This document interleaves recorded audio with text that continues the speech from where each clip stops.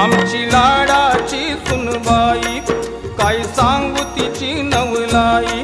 आमची लाडाची सुनबाई काय सांगू तिची नवलाई। नवऱ्याच्या कानात सांगे तुमचे माय बाप पाहिजे नाही। नवऱ्याच्या कानात सांगे तुमचे माय बाप पाहिजे नाही।